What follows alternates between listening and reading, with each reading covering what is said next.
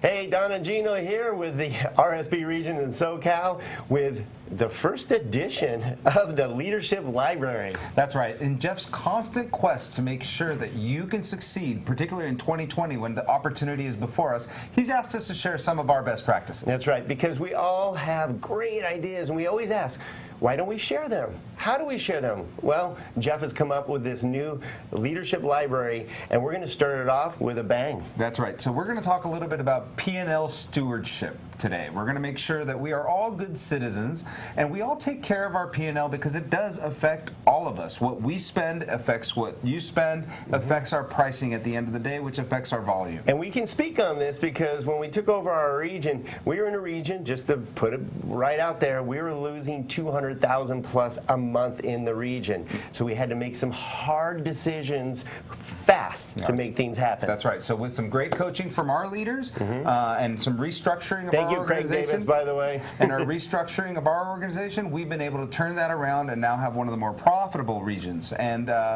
those hard decisions that Don talked about. So there's a test that we utilized in order to see what needed to be kept or what needed to go. And it's called like, want, need, afford. Now you could use this in your personal life as well. So we got this actually from one of our accountants and business planners that are on our radio show on a regular basis. Right. So let's break these down a little bit. So you buy the things you like, you keep the things you like. So you this is kind of a dual purpose thing. Go through your P&L and pick every line item and start going through them and say, do I like it? Do I need it?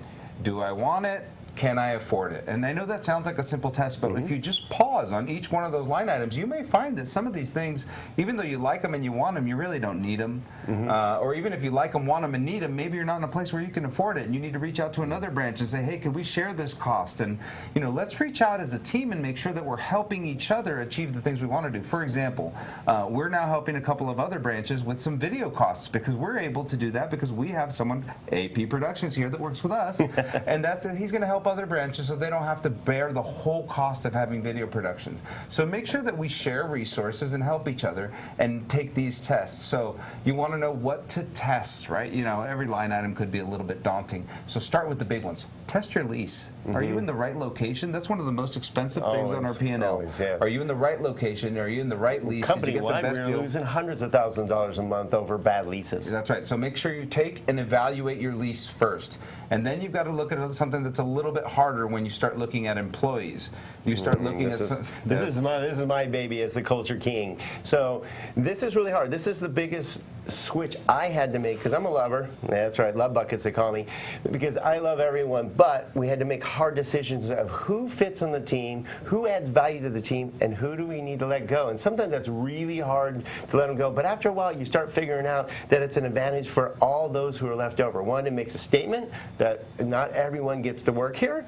And two, it makes them work a little harder and become more efficient. Yeah, and everybody that stays and remains on the team just feels a little bit better. We do have a lot of a really good push right now of we belong here, we were chosen to be here, so let's push. And they stepped up. Because they were left on our team, which is say they were normally closing, LOA closing between 10 and 12 deals, they have reached up to 15 and 20 transactions, making us a lot more efficient. Right, so that's what the other thing you're going to do. You're going to look at employees. Now you're not only going to look at employees like processors and LOAs, you're also going to look at salespeople. You're going to look at loan officers. They're a dream. Talk about a time suck. So you may be keeping LOAs that are just okay because you have LOs that are just okay. Good point, Gino. So it's really important that you purge the bottom, and I know it's hard, but that you purge the bottom and work with those people that are the easiest to work with, that are the best to work with, and try to take those people and help them escalate and grow. It's so much easier. Those, the people at the bottom, they won't grow. The other big piece is marketing expenses. We had to knock out a ton of marketing expenses, especially for print.